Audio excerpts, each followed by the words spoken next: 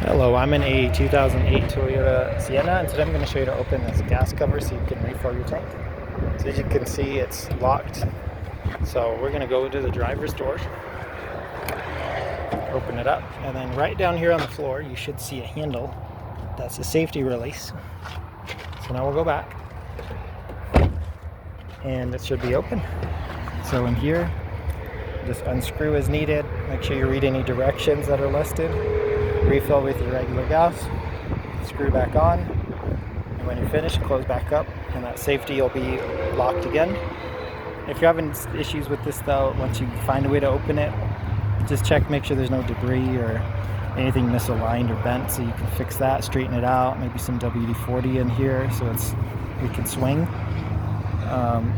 and that's it. And yep, there's some of your release, so we'll close it, locked in place again. Hope that was helpful. Hope you have a wonderful day.